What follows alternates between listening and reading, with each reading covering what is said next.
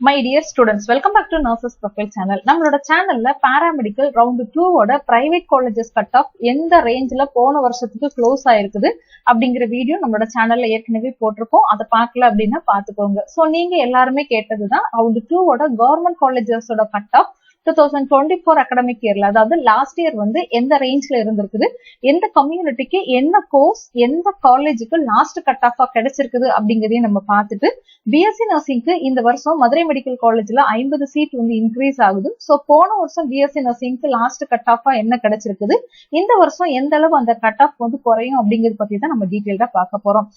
போன வருஷத்தை பொறுத்தவரையில எஸ்சிஏ கம்யூனிட்டிக்கு 171 அப்படிங்கிறது லாஸ்ட் கட் ஆஃபா திருநெல்வேலி மெடிக்கல் காலேஜுக்கு டயாலிசிஸ் டெக்னாலஜி கிடைச்சிருக்குது.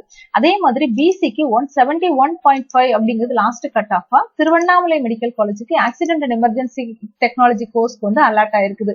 பிசிஎம் பொறுத்தவரை 172 லாஸ்ட் கட் ஆஃபா accident and emergency technology course Tiruvarur medical காலேஜுக்கு அலாட் ஆயிருக்குது.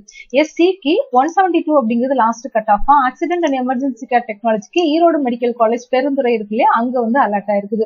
எம்பிசி டிஎன்சி பொறுத்தவரை 173.5 அப்படிங்கிறது லாஸ்ட் கட் ஆஃபா ஆக்சிடென்ட் அண்ட் எமர்ஜென்சி கேர் டெக்னாலஜிக்கு புதுக்கோட்டை மெடிக்கல் காலேஜுக்கு கிடைச்சிருக்குது. ஓபன் கேட்டகரி ஓசியை பொறுத்தவரை 179.5 கட் ஆஃப் ஆப்டோமெட்ரிக் கோர்ஸ் வந்து விழுப்புரம் மெடிக்கல் காலேஜுக்கு கிடைச்சிருக்குது. எஸ்டியை பொறுத்தவரை 180 cut off radiography and imaging technology course வந்து ஸ்டான்லி மெடிக்கல் காலேஜுக்கு கிடைச்சிருக்குது. பிஎஸ்சி நர்சிங் பொறுத்தவரை பிஎஸ்சி நர்சிங் மேலுக்கு 172 அப்படிங்கிறது லாஸ்ட் கட் ஆஃபா பிஎஸ்சி நர்சிங் வந்து கடலூர் மெடிக்கல் காலேஜுக்கு லாஸ்ட் இயர்ல கிடைச்சிருக்குது. அதே மாதிரி எஸ்சிஏ கம்யூனிட்டிலே தான் ஃபீமேலுக்கு கேர்ள்ஸ்க்கு வந்து 177 லாஸ்ட் கட் ஆஃபா நமக்கு வந்து எங்க கிடைச்சிருக்குது அப்படின்னா தேனி மெடிக்கல் காலேஜுக்கு வந்து கிடைச்சிருக்குது. சோ இந்த வருஷம் நமக்கு 50 சீட் வந்து மதுரை மெடிக்கல் காலேஜ்ல இன்க்ரீஸ் ஆகுறதுனால பிஎஸ்சி நர்சிங்கோட கட் ஆஃப் வந்து நமக்கு குறையும்.